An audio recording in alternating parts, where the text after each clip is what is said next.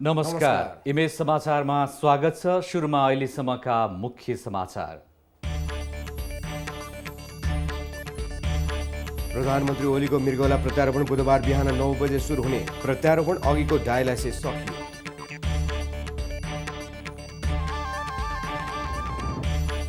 राष्ट्रिय सभाका 19 जना सांसदको पदावधि आजदेखि सकियो। अर्थमन्त्री डाक्टर युवराज खतिवड़ाले मन्त्री पदबाट समेत दिए राजीनामा। विभिन्न देशमा कोरोना भाइरस फैलेपछि नेपाली पनि त्रसित। सर्वरोग अस्पतालमा चाप। मौसमी रुगाखोकी लाग्दैमा नआत्तिन चिकित्सकको सुझाव। कोरोना भाइरस संक्रमणले विश्व अर्थतन्त्रमा देखिएको मन्दीको असर नेपालमा पनि पर्न सक्नेमा राष्ट्र ब्याङ्कको चिन्ता। खाद्य वस्तुको मूल्य वृद्धि हुने अनुमान। र खप्तर गोल्ड कप फुटबलको उपाधि आयोजक सुदूरपश्चिम 11ले जित्यो। 3 स्टार क्लब 1-0ले पराजित।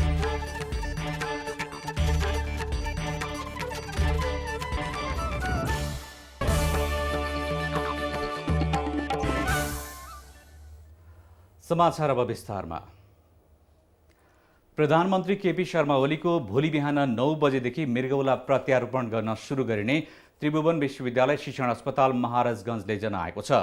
हिजो साँझ अस्पताल भर्ना हुनुभएका प्रधानमन्त्री ओलीको आज मृगौलाको डायलासिस गरिएको छ। प्राध्यापक डाक्टर अरुण सायमेले आज डायलासिस भएको र भोलि बिहान 9 बजेदेखि प्रत्यारोपण सुरु हुने जानकारी दिनुभएको छ।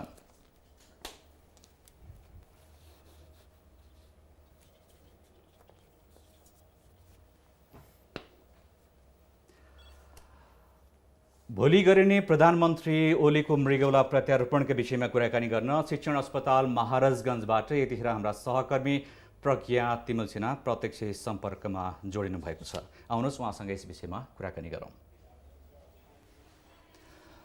प्रज्ञाजी, भोलि प्रधानमन्त्री ओलीको मृगौला प्रत्यारोपण गरिँदैछ, के कस्तो तयारी भइरहेको छ? दिनभर उहाँका के कस्तो परीक्षणहरू भए? हजुर किशोरजी, हामी चाहिँ यतिखेर प्रधानमन्त्री ओलीलाई 601 क्याबिन नम्बर 601 मा चाहिँ यो एनेक्स वार्डको मेडिकल वार्डको 601 मा राखिएको छ। भोलिको लागि चिकित्सकहरूले सम्पूर्ण तयारी गर्दै हुनुहुन्छ र केही तयारीहरू सकिएको पनि हामीले जानकारी प्राप्त गरेका छौँ। सँगसँगै आज चाहिँ उहाँको मृगौलाको डायलासिस गरिएको थियो। शरीरमा चाहिँ रगतमा क्रियाटिनको मात्रा बढिसके पछाडि उहाँको डायलासिस गरिएको उहाँको उपचारमा संलग्न चिकित्सकहरूले जानकारी दिनुभएको छ र सँगसँगै रगतमा भएको क्रियाटिनको मात्रालाई सामान्य बनाउनको लागि डायलासिस गरिएको हो भन्ने कुराको जानकारी हामीले प्राप्त गरेको छौँ। र यसभन्दा अघि पनि प्रधानमन्त्री ओलीको डायलासिस गरिएको छ। यो नियमित डायलासिस नै हो भन्ने जानकारी प्राप्त भएको छ।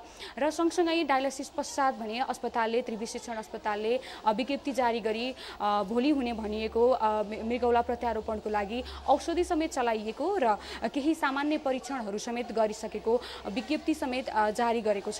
किशोरजी, प्रज्ञाजी, भोलिको प्रत्यारोपणको नेतृत्व कसले गर्दै हुनुहुन्छ? भारतबाट एक्सपर्ट पनि आउने कुरा थियो, उहाँ आइपुग्नु भएको?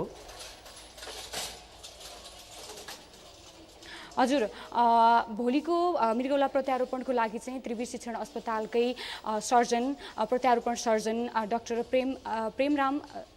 डाक्टर प्रेम गेवालीको टोलीले गर्दै हुनुहुन्छ र सँगसँगै उहाँ प्रधानमन्त्री ओलीको यसभन्दा अघि पनि मृगौला प्रत्यारोपण गरिसक्नु भएको नयाँ दिल्ली स्थित अपोलो अस्पतालका चिकित्सक डाक्टर अनन्त कुमार नेपाल आइसक्नु भएको जानकारी प्राप्त भएको छ।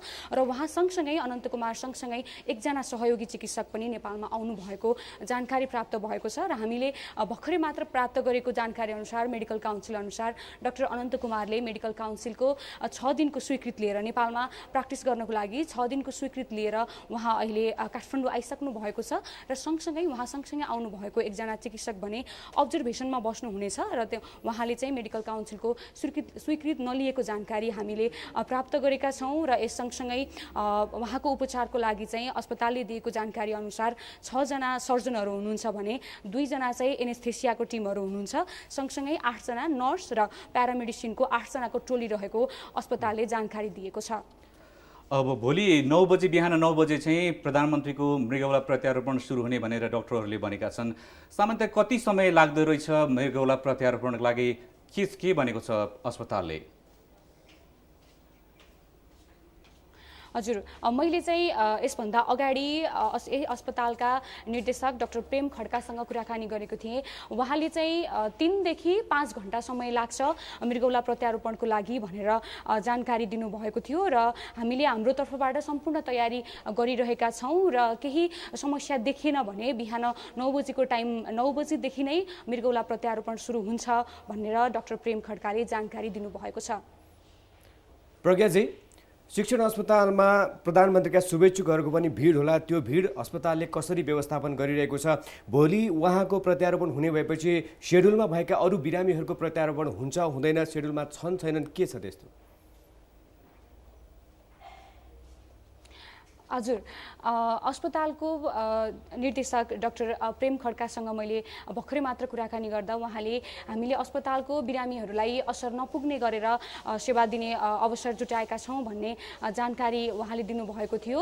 मतलब उहाँहरू चाहिँ एकदमै नर्मल तरिकाबाट प्रधानमन्त्रीको उपचार हुँदाखेरि अरूको उपचार नरोक्ने गरेर हामीले डायलिसिस नरोक्ने गरेर हामीले सेवा सुरु गरेका छौँ भन्ने जानकारी हामीलाई उहाँले दिनुभएको थियो र सँगसँगै दिउँसोको समयमा चाहिँ प्रधानमन्त्रीका शुभेच्छुकहरूको अस्पतालमा भिडभाड रहेको थियो र अहिले भने तपाईँहरूले देख्न सक्नुहुन्छ हामी प्रधानमन्त्री ओलीलाई राखिएको एनेक्स वार्डको मेडिकल वार्डभित्र हामी रहेका छौँ। यहाँ भने बिरामीहरूको चहल पहल हामीले देख्न सक्छौँ। हजुर, प्रज्ञाजी, प्रधानमन्त्री ओलीको यसअघि चाहिँ 12 वर्ष अघि भारतमा मृगौला प्रत्यारोपण गरिएको थियो। अहिले स्वदेशमै उहाँको मृगौला प्रत्यारोपण गरिँदैछ। उहाँले चाहिँ स्वदेशमा यसपटक चाहिँ मृगौला प्रत्यारोपणको लागि रोज्नुको कारण के होला जस्तो लाग्छ यहाँलाई?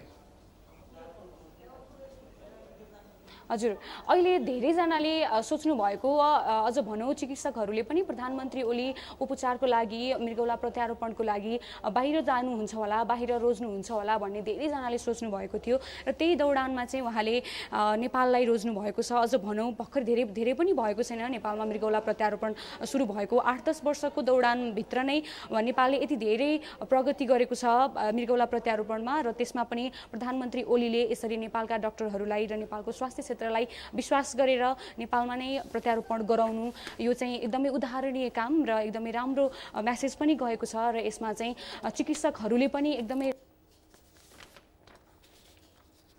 हजुर,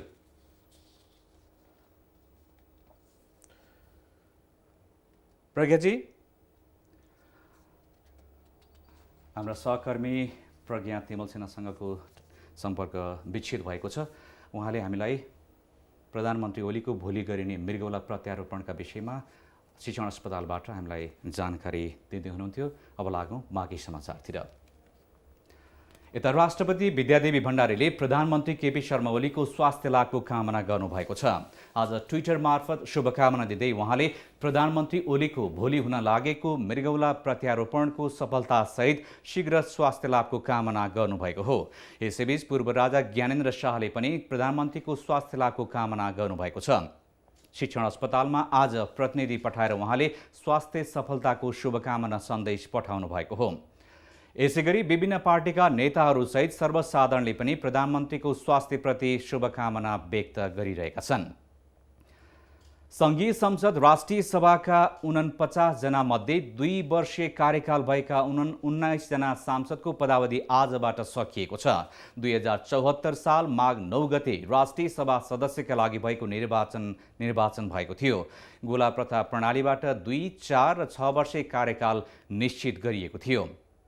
गोला प्रथाबाट 2 वर्षीय कार्यकाल पाएका अर्थमन्त्री डाक्टर युवराज खतिवडा सहित 19 जना सांसदको पदावधि आज सकिएको हो।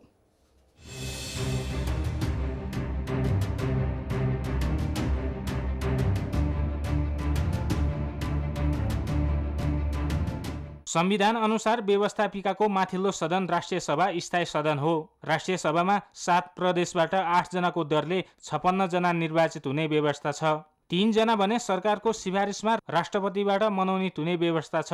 राष्ट्रिय सभाको 2 वर्षीय कार्यकाल पूरा गरेर 18 जना सांसदको पदावधि सकिनेमा सत्तारूढ दल नेकपाका 8 जना, कांग्रेसका 6 जना, राजपाका 2 जना, समाजवादी पार्टीका 1 जना र 1 जना राष्ट्रपतिबाट मनोनित सांसद छन्। कार्यकाल सकिएका सांसदहरूले 2 वर्षे पदावधिमा राष्ट्रिय सभाको गरिमा राख्न सफल भएको प्रतिक्रिया दिएका छन्। 2 वर्षे पदावधि सकिएका सत्तारूढ दल नेकपाका सांसद बलराम बास्कोटाले कानुन निर्माण, जनजीविकाका सवाल उठान र राष्ट्रियताको विषयमा प्रभावकारी भूमिका निर्वाह गरेको प्रतिक्रिया दिनुभयो। गर्न नसके जस्तो केही लागेको छैन। बहुत जोसका साथ, स्फूर्तिका साथ चाहिँ धेरै चिजहरू गरिएको छ। अब 2 वर्ष भने चाहिँ एकदम छोटो समय हो, 2 दिन जस्तो पनि लागेको छैन। अब यो मौलिक हक अधिकारका सम्बन्धमा जुन कानुन बनिएको छ त्यसका नियमावलीहरू म विधायन प्रत्यायोजन तथा सरकारी आश्वासन समितिको पनि सदस्य हो। कतिपय त्यो समिति अन्तर्गत पनि हैन नियमावलीहरू, निर्देशिकाहरू जुन अपूर्ण छन् त्यसलाई पूर्णता गर्न पाइएको छैन जस्तो एउटा अनुभूति चाहिँ भएछ। प्रमुख प्रतिपक्षी दल नेपाली काङ्ग्रेसकी सचेतक सरिता प्रसाईले सत्तापक्ष र प्रतिपक्ष नभनी राष्ट्रिय सभाको गरिमा कायम राख्न सफल भएको प्रतिक्रिया दिनुभयो। सत्तापक्ष र प्रतिपक्षले एकचोटिदेखि बाहेक अरू कुरामा हामी सबै सहमतिकै हिसाबमा अगाडि गएको हुँदा यो 2 वर्ष कार्यकालमा धेरै कुराहरू सहमतिकै आधारमा अगाडि बढेकोले अलिकति राम्रै अनुभव भएको छ। जनताले जुन विधेयकहरू खोजेको थियो त्यो खालको विधेयक सरकारले नल्याउँदाखेरि त्यसलाई पनि हामीले सुधार गरेर सत्तापक्ष हामी दुईटै बसेर संशोधन गरेर पनि मिडिया विधेयकहरू ल्यायौँ भने गुठी विधेयक सरकारले लिएर आएको थियो। फिर्ता गर भन्दा नमानेपछि हामीले सरकारवालाहरूसँग छलफल गरेर यो कुरा चाहिँ गलत भयो भनेर चाहिँ फेरि बाध्य पारेर सरकार जनता सबै उत्रेर सरकार फिर्ता हुन बाध्य पनि भयो। कार्यकाल सकिएका सदस्य जहाँबाट जसरी चयन भएका छन् सोही विधिबाट पदपूर्ति गर्ने संवैधानिक व्यवस्था छ। 18 जना सांसदको 2 वर्षे कार्यकाल सकिनु 35 दिन अघि नै माघ 9 गते 7वटै प्रदेशमा चुनाव भएको थियो, जसमा नेकपाका 16 र राजपाका 2 जना उम्मेद्वार निर्वाचित भएका थिए। राष्ट्रपतिबाट मनोनित हुनुपर्ने 1 जनाको भने अझै टुङ्गो लागेको छैन। राष्ट्रिय सभाको गठन भएको 2 वर्षपछि राष्ट्रिय सभामा सत्तारूढ दल नेकपाका 47 जना, प्रतिपक्षी दल काङ्ग्रेसका 6 जना, राजपाका 2 जना र समाजवादी पार्टीका 1 जना सांसद रहेका छन्। इमेज समाचारका लागि क्यामेरा पर्सन नवीन स्थापितका साथ अक्कल कुँवर, काठमाडौँ। संसदीय व्यवस्थामा माथिल्लो सदनलाई परिपक्व संस्थाका रूपमा लिने गरिन्छ। तल्लो सदनले गरेका गल्तीहरू समेत सच्याउने अधिकार र विवेक माथिल्लो सदनले प्रस्तुत गर्ने गर्दछ।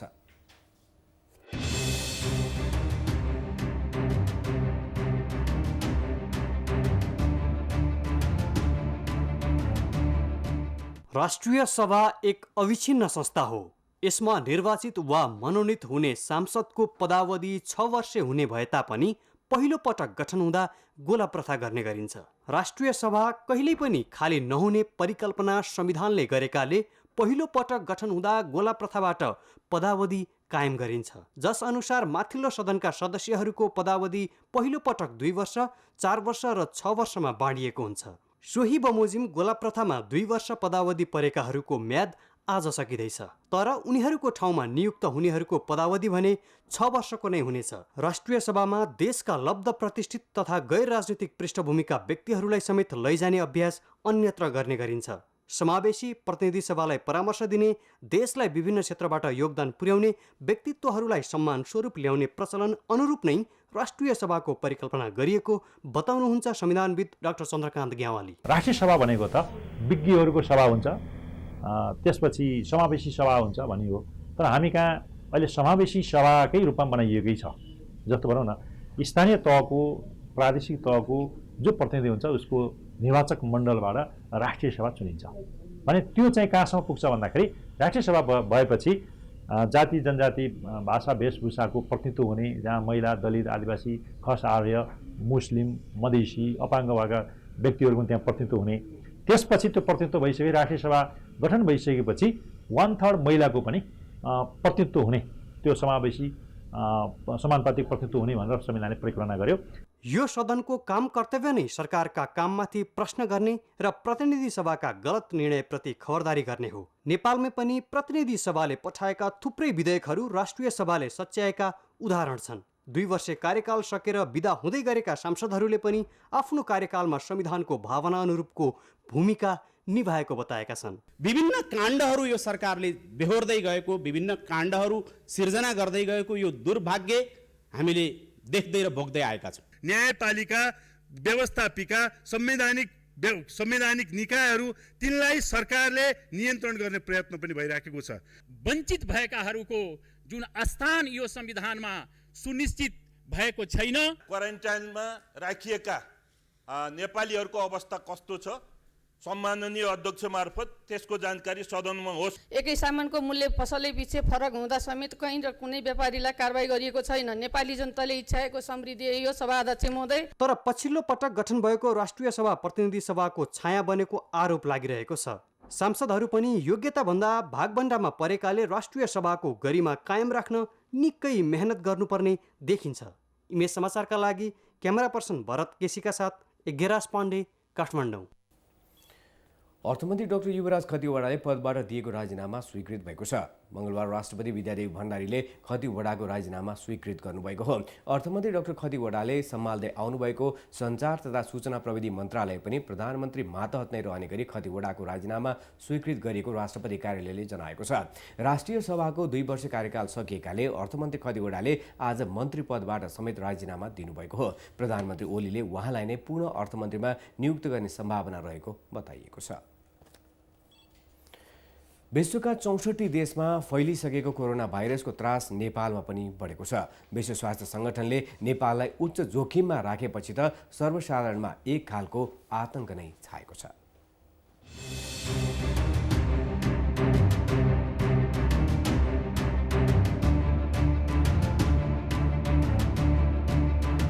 पछिल्लो समय सामान्य रुघाखोकी लागेकाहरू समेत शहीद शुक्रराज ट्रपिकल तथा सरुवारोग अस्पताल पुग्ने क्रम बढ्दो छ। उनीहरूमा कोरोनाको संक्रमण नभई मौसमी रुघाखोकी लागेको हुन सक्ने भन्दै चिकित्सकहरूले नआत्तिन सुझाव दिने गरेका छन्। अहिले विभिन्न देशबाट आएका 6 जनालाई अस्पतालको आइसोलेसन कक्षमा राखिएको छ। उनीहरूमा पनि कोरोना पुष्टि नभएको अस्पतालका निर्देशक डाक्टर सागर कुमार राज भण्डारीले जानकारी दिनुभयो। मलाई त्यस्तो प्रकारको सेभर फर्महरू के देखिएको छैन। सामान्य रुघाखोकीका लक्षणहरू हो। तिनीहरू ती ठाउँहरूबाट आएको हिस्ट्री भएर चाहिँ अब उहाँहरूलाई चाहिँ त्यसको शङ्कास्पद गरेर चाहिँ यो गर्न खोजिएको हो। कोरोनाले गर्दाखेरि हुन त अहिलेसम्म चाहिँ एउटा कन्फर्म केस बाहेक अहिले अरू कुनै पनि केस कन्फर्म भइसकेका छैन। हामीले त्यो 24-25वटा केसहरू चाहिँ इन्भेस्टिगेसन गरेका छौँ। त्यसमध्ये एउटा मात्रै पोजिटिभ झन् 1 महिना अगाडिको, त्यसपछि कुनै पनि पोजिटिभ केस आएका छैनन्। डाक्टर राज भण्डारीका अनुसार कोरोना भाइरसको पुष्टि भएका बिरामी भेटिएमा अस्पतालले आवश्यक तयारी गरिरहेको छ। यसका लागि काठमाडौँको वीर अस्पताल, टेकु अस्पताल र शुक्रराज ट्रपिकल तथा सरुवारोग अस्पतालमै पनि उपचारको व्यवस्था गरिएको उहाँले बताउनु भयो। उपचारमा सघाउन थुप्रै सङ्घ संस्था पनि इच्छुक रहेको पनि उहाँले जानकारी दिनुभयो। त्यसो त पछिल्लो समय कोरोना भाइरसका कारण जनस्तरमा समेत सचेतना पनि बढेको छ। अब काम गर्दाखेरि ग्लोभ्सहरू लगाउने, अनि हातहरू पनि राम्रोसँगले धुनुपर्छ, अनि मास्कहरू अब बाहिरतिर हिँड्दाखेरि पब्लिक प्लेसहरूमा हिँड्दाखेरि चाहिँ मास्क लगाएर हिँड्ने, त्यही नै हो। कोरोना भाइरस अब बाहिर अब चाइनाबाट सुरु भइरहेको छ अहिले चाहिँ होइन। अनि त्यो अब पर्सनल हाइजिनहरू अब हातहरू सेनिटाइज गर्ने, अब खोक्दाखेरि यताउति गर्दाखेरि त्यो अब मास्कहरू युज गर्नु पर्यो होइन। त्यही हो, अब धेरै क्राउडहरूतिर नजाने, त्यही हो। बढी त अब त्यो अब चेकअप गराइरहने आफ्नो। कोरोना भाइरस संक्रमणको शंकाले आत्तिनुभन्दा रुघाखोकी लागेमा घरमै बसेर आराम गर्ने, तातो झोल पदार्थ खाने, सामान्य रुघाखोकीको औषधि खाने र बाहिर जाँदा मास्क प्रयोग गर्नेमा निको हुने र जोखिम समेत कम हुने चिकित्सकहरूको सुझाव छ। इमेज समाचारका लागि क्यामेरामा विनोद बजगाईका साथमा सुशीला बस्नेत, काठमाडौँ। अत्यधिक चाप रहने काठमाडौँका सडकमा आज भने केही खुकुलो महसुस गरिएको छ। कोरोना भाइरसको त्रासका कारण सडकमा खुकुलो अवस्था आएको आशंकालाई भने प्रहरीले अस्वीकार गरेको छ। ट्राफिक प्रहरीको सक्रियता र विवाह व्रतबन्धको साइत नपरेकाले भिड अलिकति कम भएको महानगरीय ट्राफिक प्रहरी महाशाखाले जनाएको छ।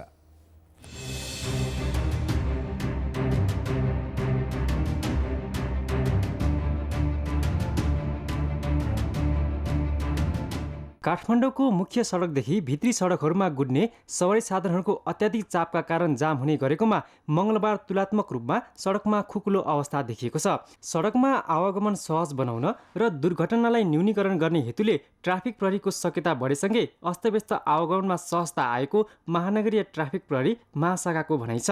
हिजो अस्तितिर विशेष गरिकन विवाहको दिनहरू परेपछि गाडीको फ्लो अलिक ज्यादा हुने गर्छ र विवाह हुने ठाउँमा त्यो रस देखिन्छ गाडीहरूको। र आज चाहिँ मैले सरस्वती सबैतिर बुझेअनुसार त्यो विवाहको कार्यक्रमहरू छैनन् हैन, त्यसले गर्दा पनि अलिकति हल्का भएको देखिन्छ। महानगरपालिकामा अहिले 1402 ट्राफिक प्रहरीहरू परिचालन रहेका छन्। ट्राफिक नियम उल्लङ्घन तथा गलत पार्किङका कारण जाम हुने गरेको भन्दै ट्राफिक प्रहरीले सडकहरूमा अहिले point duty, mobile duty, van निगरानी तथा ट्राफिक सचेतना कार्यक्रमहरू समेत चलाइएको जनाइएको छ। त्यसो त ट्राफिक नियम उल्लङ्घन गर्दा 10,000 सम्म जरिवाना तथा उल्लङ्घनको प्रकृति हेरी जरिवाना सहित 1 घण्टा ट्राफिक सचेतना कक्षा समेत लिँदै आएको छ। गत वर्षको तुलनामा यस वर्ष 50% दुर्घटना कम भएको महाशाखाको दाबी छ। दुर्घटना न्यूनीकरण गर्ने र ट्राफिक नियम पालनलाई चाहिँ जोड दिने, जस्तो भर्खरै पनि यहाँहरूलाई जानकारी भयो होला कि हामीले जडीबुटीदेखि सूर्यविनायकसम्मको बाटोमा दुर्घटनाहरू अलिकति बढेको कारणले त्यहाँ चाहिँ लेन मेन्टेन अभियान सुरु गरेका छौँ कि जति पनि चाहिँ सार्वजनिक सवारी साधनहरू जुन बस, ट्रक, मिनी बस, माइक्रो बस लगायतका चाहिँ जुन सार्वजनिक सवारी साधन छन् उनीहरूलाई चाहिँ हामीले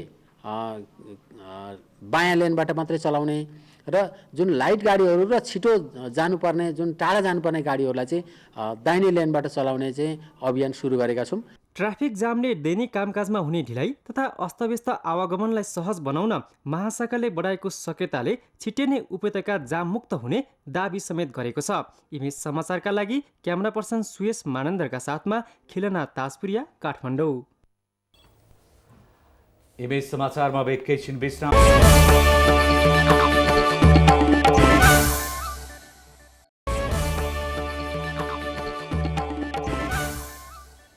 विश्रामपछि स्वागत छ। अब बाँकी समाचार। नेपाली कङ्ग्रेसमा फेरि आन्तरिक मतभेद चर्किएको छ। पार्टी सभापति शेरबहादुर देउवाले एकलौटी रूपमा विभाग गठन, आमन्त्रित केन्द्रीय सदस्य थप र ज्येष्ठ राजनीतिक सभा गठन गरेपछि 14औं महाधिवेशनको तालिकाको विवाद टुङ्गिएको 1 महिनामै कङ्ग्रेसमा किचलो सुरु भएको हो।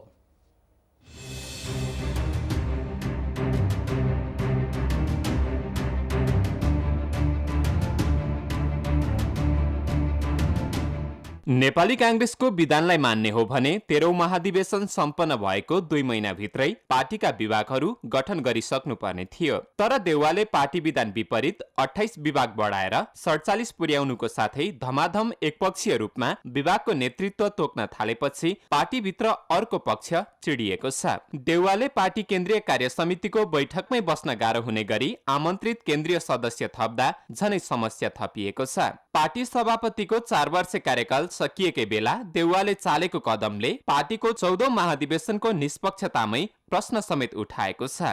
4 वर्षसम्म उहाँले विभाग गठन गर्नु भएन। अहिले आएर विभाग गठन गर्ने तात्पर्य के हो भन्दाखेरि त्यो पनि 28वटा विभाग बढाएर 48वटा विभाग बनाउनु भएको भनाइ छ, जसमा हामी चाहिँ त्यसमा सहमति हाम्रो छैन। गत पुसमा देउवाले एकपक्षीय रूपमा 14औं महाधिवेशनको कार्यतालिका तोकेपछि चरम विवाद भएको थियो। त्यति बेला लामो कसरतपछि विवाद साम्य पारिएको थियो। अहिले फेरि विभाग गठन गरेर आन्तरिक किचलो निम्त्याइएको छ। राजनीतिक विश्लेषक पुरञ्जन आचार्य देउवाको यो कदमले कांग्रेसको लोकतान्त्रिक छवि धमिलो बनाउनुको साथै 14औं महाधिवेशनको निष्पक्षतामा शंका उब्जिएको बताउनुहुन्छ। उहाँ स्वयंले विधानमा पनि व्यवस्था नभएको 47वटा विभाग चाहिँ गठन गर्ने निर्णय गर्ने, आफ्नो 4 वर्षको कार्यकाल सिद्धिसकेपछि फेरि चाहिँ अब त्यो सिद्धिसकेको कार्यकालमा विभागहरू विस्तार गर्ने, आमन्त्रित सदस्यहरूलाई चाहिँ निम्ता गर्ने, अब यो सबै कुराले के देखिन्छ भने अब आउने 14औं महाधिवेशन चाहिँ फेयर हुँदैन। 14औं महाधिवेशनको कार्यतालिका सार्वजनिक भइसकेको अवस्थामा सभापति देउवाले चालेको पछिल्लो कदमलाई पार्टी कब्जा गर्ने रणनीतिको रूपमा पनि अर्थाइएको छ। उहाँको इन्टेन्सन हेर्दा 14औं महाधिवेशनमा अनेक किसिमका यस्ता चाहिँ गलत चाहिँ मिन्सहरू प्रयोग गरेर अलोकतान्त्रिक विधिहरू अपनाएर पार्टी कब्जा गर्ने रणनीतिमा हुनुहुन्छ, जसलाई चाहिँ अब काङ्ग्रेस कार्यकर्ताहरूले बेलैमा बुझेनन् भने यो पार्टी फेरि चाहिँ एउटा असक्षमको हातमा पुग्छ। काङ्ग्रेसले 2077 साल फागुन 7 गतेदेखि 14औं महाधिवेशन गर्ने निर्णय गरिसकेको छ। अहिले आसन्न महाधिवेशनको गृह कार्यमा जुट्नु पर्नेमा एकपक्षीय कदमहरू चालेर पार्टी सभापति शेरबहादुर देउवाले नै काङ्ग्रेसमा द्वन्द निम्त्याउन खोजेको आशंका गरिएको छ। इमेज समाचारका लागि क्यामेरा पर्सन राजेन्द्र नापितका साथमा रोमन आचार्य, काठमाडौँ। होली पर्व विधिवत रूपमा सुरु भएको छ। यस अवसरमा काठमाडौँको हनुमान ढोका स्थित बसन्तपुरमा होलीको चिर ठडाइएको छ। आज बिहान 7:57 साइटमा बसन्तपुर स्थित हनुमान ढोका दरबारको दक्षिण पटाङ्गिनी ऐतिहासिक मोहन काजी चोक तथा दाख चोकमा 32 फुट उचाइको रङ्गी बिरङ्गी होली चिर ठडाइएको हो।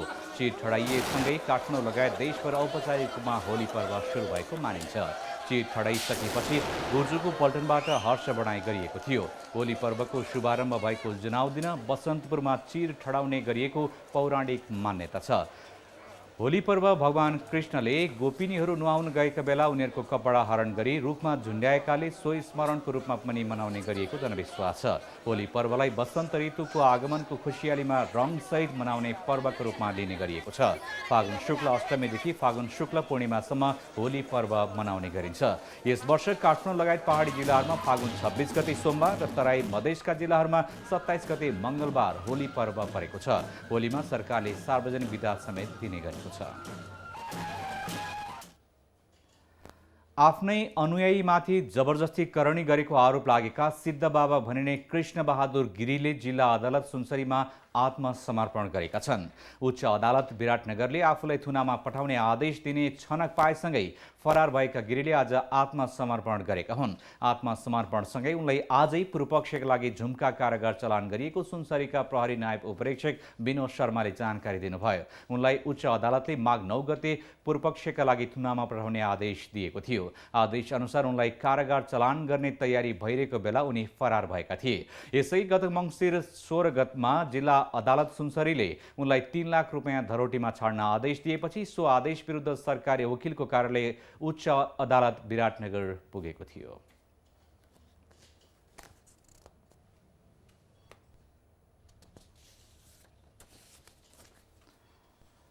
शिक्षा विज्ञान तथा प्रविधि मन्त्रालयले कोरोना संक्रमणबाट अति प्रभावित देशहरूमा जान मात्र नेपाली विद्यार्थीहरूलाई वैदेशिक अध्ययन अनुमति पत्र नो अब्जेक्सन लेटर जारी नगर्ने प्रश्न पारेको छ। मन्त्रालयले आज एक विज्ञप्ति जारी गरी कोरोना संक्रमणको उच्च जोखिम बढेपछि चीन सहित जापान, दक्षिण कोरिया, सिङ्गापुर, इटली र इरान जान मात्र नो अब्जेक्सन लेटर जारी नगर्ने जनाएको हो। कोरोना संक्रमण नदेखिएको देशमा भने अनुमति पत्र नरोकेको विज्ञप्तिमा जनाइएको छ। मन्त्रालयले अर्को सूचना जारी नभएसम्म अति प्रभावित 6 देश बाहेक अन्य देशमा भने साबिक बमोजिम नै अध्ययन अनुमति पत्र दिने कार्य जारी रहने स्पष्ट पारेको छ। उप प्रधानमन्त्री ईश्वर पोखरेलले निजगढ अन्तर्राष्ट्रिय विमानस्थल बनाएरै छाड्ने दावी गर्नुभएको छ। आज बाराको निजगढमा नवनिर्मित भवनको उद्घाटन गर्दै उहाँले निजगढ अन्तर्राष्ट्रिय विमानस्थल र निजगढ काठमाडौँ द्रुतमार्ग निर्माणमा सरकार प्रतिबद्ध रहेको बताउनुभयो। विमानस्थल र द्रुतमार्ग निर्माणमा अवरोध गर्ने उद्देश्यले केही शक्तिको चलखेल भइरहेको भन्दै उहाँले सबै विवाद मिलाएर काम पूरा गर्ने प्रतिबद्धता जनाउनुभयो।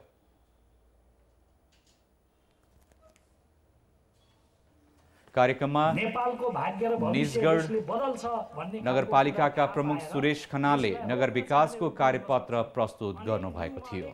हुन सक्छन् तिनीहरूतिर नजर चाहिँ राखौँ, तर बोल्नु जरुरी छैन। काम हामीले गर्ने हो, हामी यो काम गर्छौँ, हामी पुरा गर्छौँ। यो काम तलमाथि हुन सक्दैन, नहोस् भनेर धुप हाल्नेहरूको चल्दैन। हामी त्यो कुरा पुरा गर्छौँ। 7औं विश्व वन्यजन्तु दिवस मनाइरहँदा नेपालको कान्छो बाँके राष्ट्रिय निकुञ्जमा वन्यजन्तुको संरक्षणमा उल्लेख्य सफलता मिलेको छ।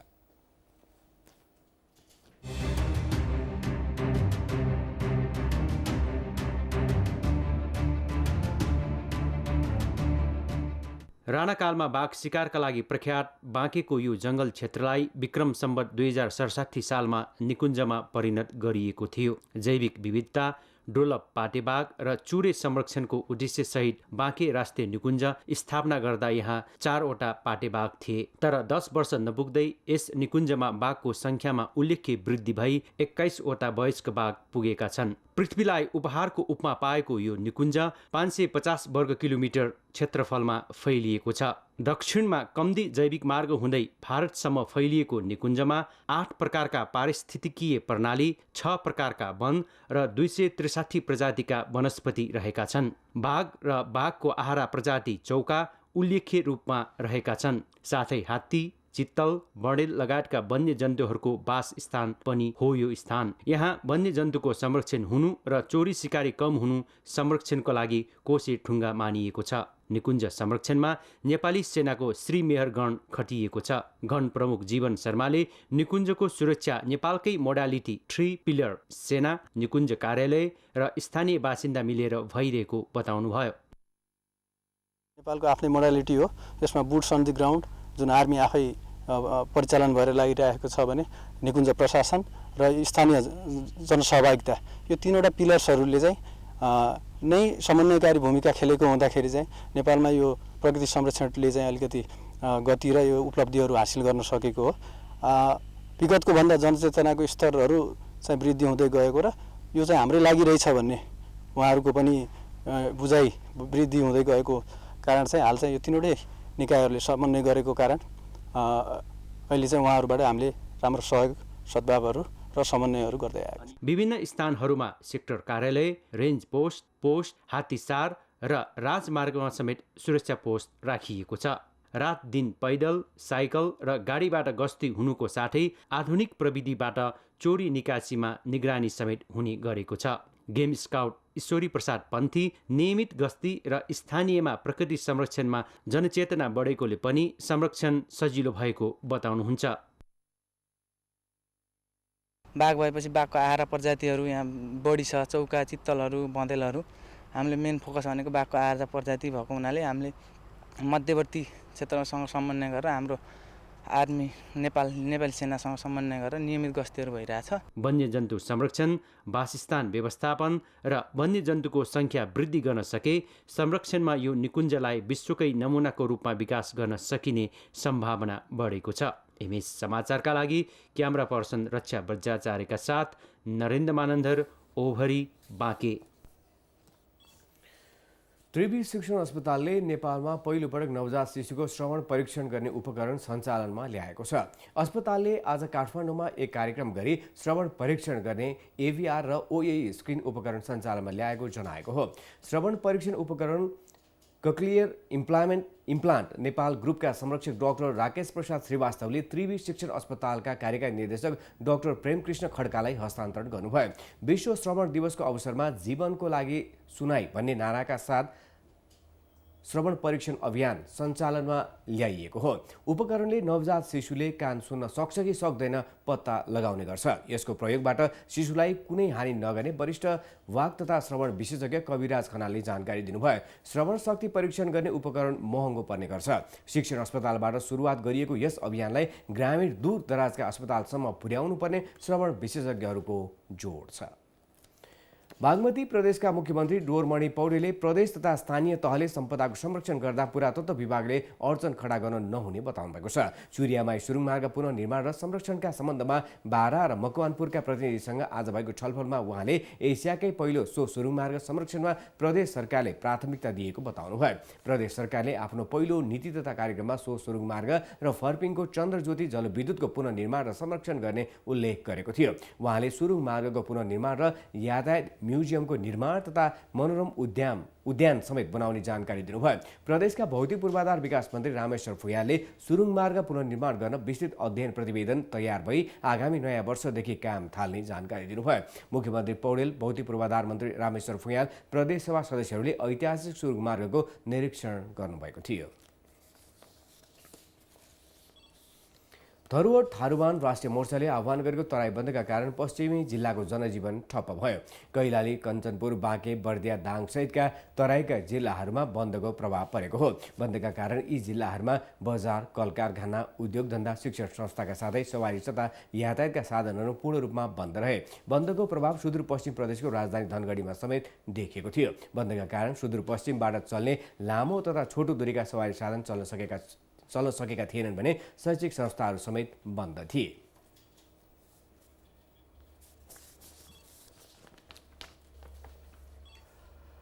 इमेज समाचारमा फेरि अर्को एउटा विश्राम।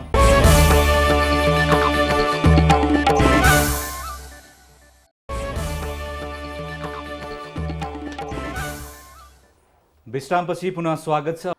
अब जनताको विचारमा हामीले इमेज च्यानलको सामाजिक सञ्जाल फेसबुक र ट्विटर मार्फत सोधेका थियौँ, गुटभन्दा आफ्ना एजेन्डा नागरिकमा स्थापित गरेर महाधिवेशनमा लाग्न जिल्ला सभापतिहरूले कांग्रेस नेतृत्वलाई दिएको सुझाव कस्तो लाग्यो? हेरौँ सामाजिक सञ्जाल मार्फत आएका प्रतिक्रिया जनताको विचारमा। जनताको विचारका प्रायोजक होम्सी सिमेन्ट, शक्तिको प्रतीक।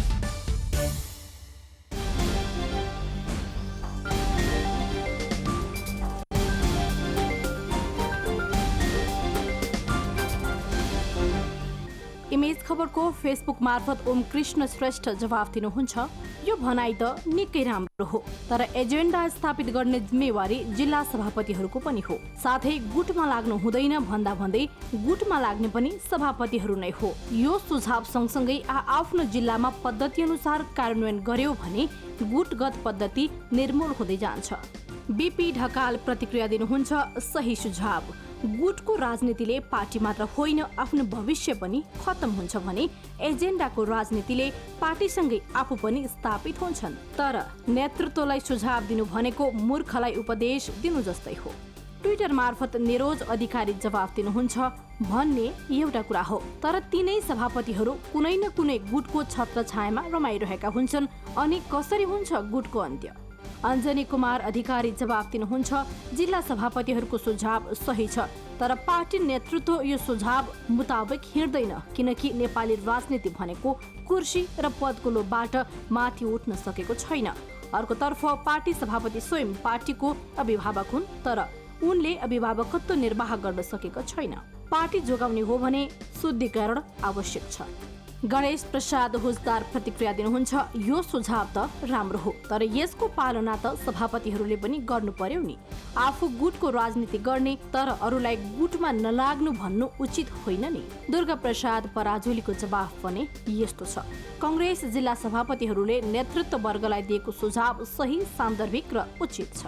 गुट त्यागी पार्टीका एजेन्डालाई नागरिकका बीचमा स्थापित गर्दै महाधिवेशनमा लाग्नु नै कांग्रेसका निम्ति सुनमा सुगन्ध हुन्छ। जब मुलुकमा कांग्रेस कमजोर हुन्छ तब लोकतन्त्र कमजोर हुन्छ, यसमा दुई मत छैन। जनताको विचारका प्रायोजक होम्सी सिमेन्ट, शक्तिको प्रतीक। तपाईलाई लागेका सुझाव इमेज च्यानलको फेसबुक पेज र ट्विटर मार्फत दिन सक्नुहुनेछ। उत्कृष्ट विचार हामी साँझ 7 र बिहान 7 बजेको समाचारमा प्रसारण गर्नेछौँ। अब आर्थिक समाचार।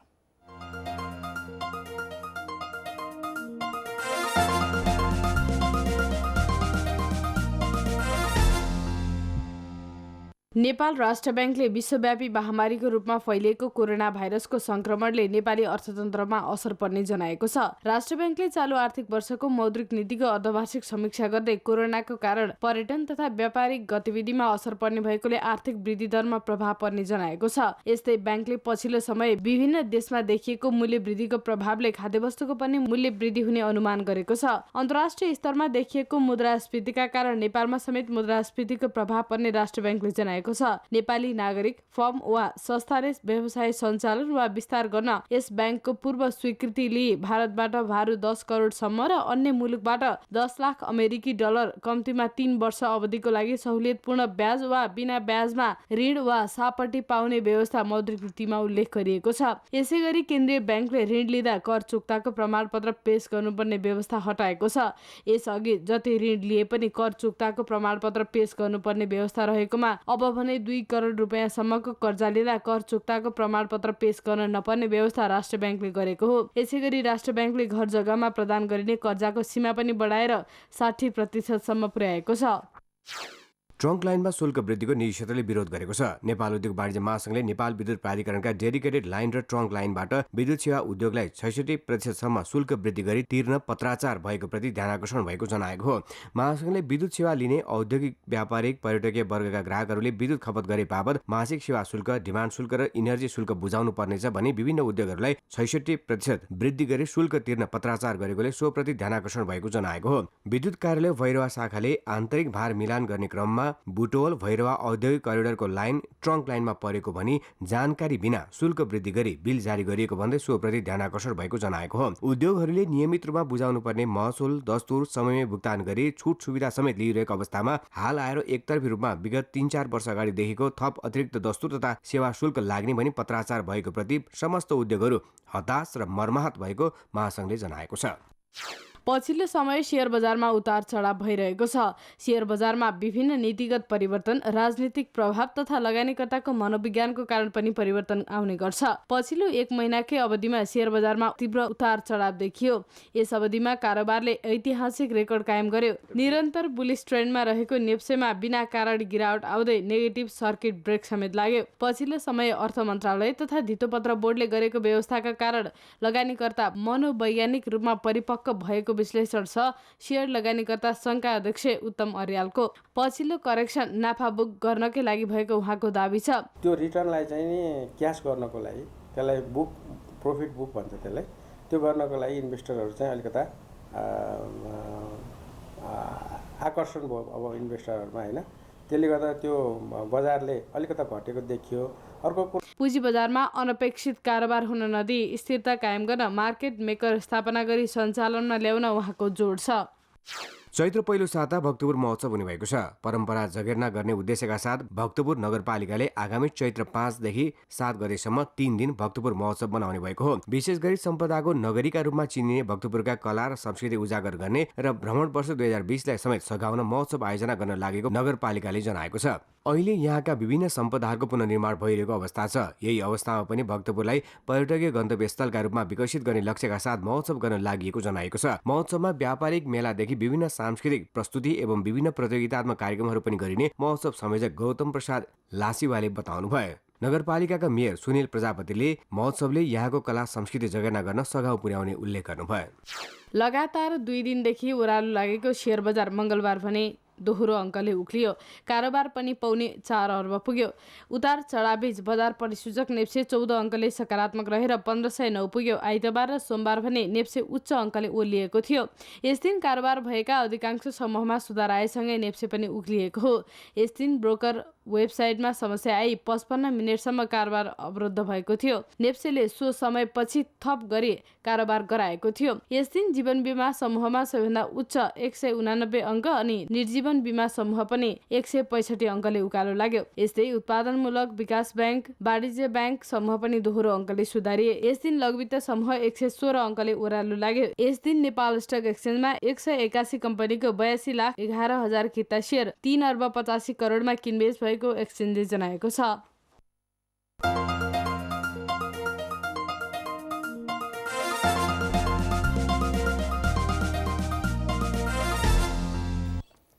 अब खेल समाचार।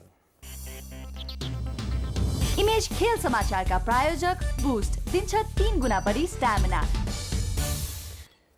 आयोजक सुदूरपश्चिमी एघारले 4औं संस्करणको खप्तर गोल्ड कप फुटबलको उपाधि हात पारेको छ। आज धनगढी रङ्गशालामा भएको फाइनलमा ए डिभिजन लिग क्लब 3 स्टारलाई 1-0 गोल अन्तरले स्तब्ध पार्दै सुदूरपश्चिमले प्रतियोगितामा बाजी मारेको हो। आयोजक सुदूरपश्चिमलाई उपाधि दिलाउन विक्रम सिंह ठकुरीले निर्णायक गोल गरे। उनले खेलको 28औं मिनेटमा गरेको गोल निर्णायक बनेको हो।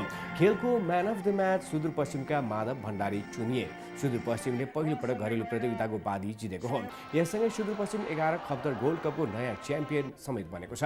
उपाधिसँगै सुदूरपश्चिमले 21 लाख 1 रुपियाँ प्राप्त गर्यो भने 3 स्टारले 10 लाख 1 रुपियाँमा चित्त बुझाए। सुदूरपश्चिम स्पोर्ट्स क्लबले आयोजना गरेको प्रतियोगितामा 12 टिमको सहभागिता रहेको थियो।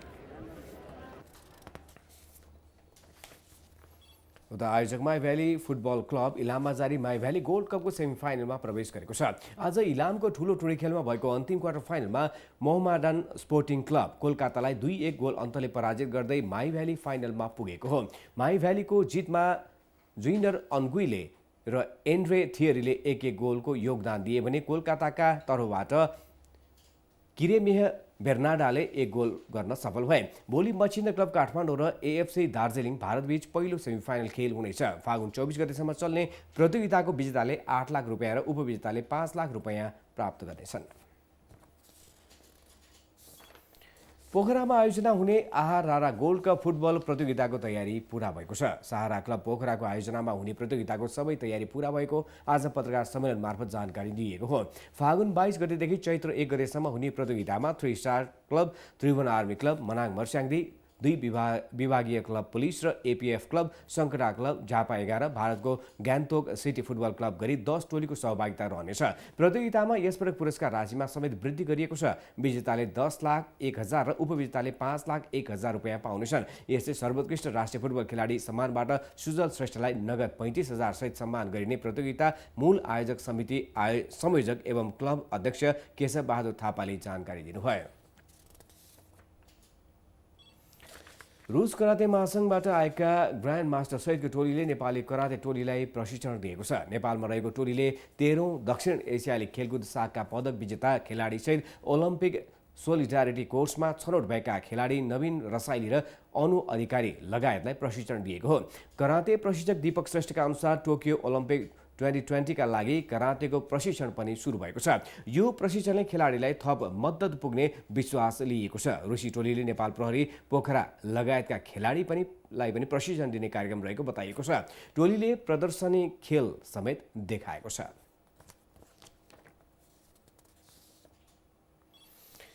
विभागीय टिम एपीएफ र नेपाल प्रहरी नेपालगञ्जमा जारी 6औं प्रधानमन्त्री कप अन्तर्राष्ट्रिय महिला भलिबलको फाइनलमा प्रवेश गरेका छन्। आज नेपालगञ्ज रङ्गशाला स्थित कवर्ड हलमा सम्पन्न पहिलो सेमिफाइनलमा एपीएफले न्यू डायमन्डलाई 3-0 को सोझो 3 सेटमा पराजित गर्दै प्रतियोगिताको फाइनलमा प्रवेश गर्न सफल भएको हो। त्यस्तै दोस्रो सेमिफाइनलमा नेपाल प्रहरी नेपाली सेनालाई 3-2 सेटले पराजित गर्दै फाइनलमा प्रवेश गर्न सफल भयो। बुधबार तृतीय स्थानको लागि न्यू डायमन्ड र नेपाली सेना तथा उपाधिका लागि एपीएफ र नेपाल प्रहरी बीच प्रतिस्पर्धा हुने आयोजकले जनाएका छन्।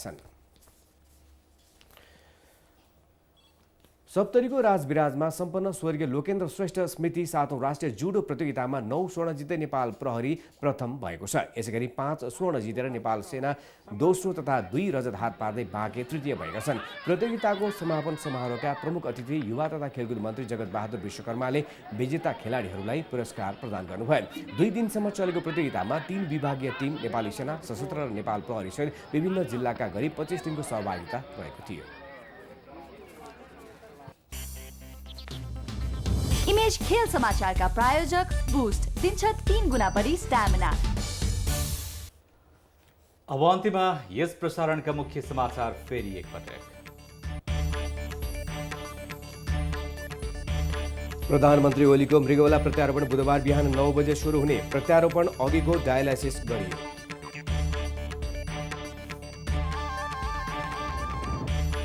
राष्ट्रिय सभाका 19 जना सांसदको पदावधि आजदेखि सकियो। अर्थमन्त्री डाक्टर युवराज खतिवड़ाले मन्त्री पदबाट समय दिए राजीनामा। विभिन्न देशमा कोरोना भाइरस फैलेपछि नेपाली पनि त्रसित। सरुवा रोग अस्पतालमा ट्राप। मौसमी रुगाखोकी लाग्दैमा नआत्तिन चिकित्सकको सुझाव। कोरोना भाइरस संक्रमणले विश्व अर्थतन्त्रमा देखिएको मन्दीको असर नेपालमा पनि पर्न सक्नेमा राष्ट्र बैंकको चिन्ता। खाद्य वस्तुको मूल्य वृद्धि हुने अनुमान। इजरायलमा प्रधानमन्त्री नेतन्याहुद्वारा चुनावमा आफ्नो जितको दावी। दक्षिणपन्थी लिकुड पार्टी गठबन्धनको बहुमत बने अझै नपुग्ने आकलन। र खप्तड गोल्ड कप फुटबलको उपाधि आयोजक सुदूरपश्चिम 11 ले जित्यो। 3 स्टार क्लब 1-0 ले पराजित।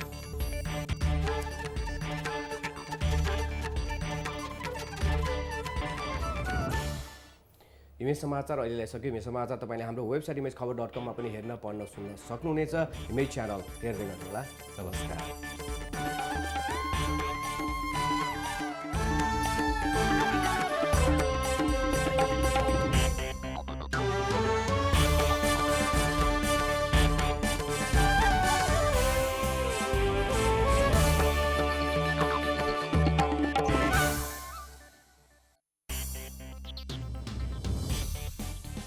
डिश होममा डिलर दाइको डिस्काउन्ट। वार्षिक रिचार्ज गरौँ, हरेक हप्ता 2 लाख जितौँ। मेरो देश मेरो जगदम्बा सिमेन्ट र अकामा hotel. Experience the fusion of luxury, heritage and hospitality. Image समाचारको साथमा।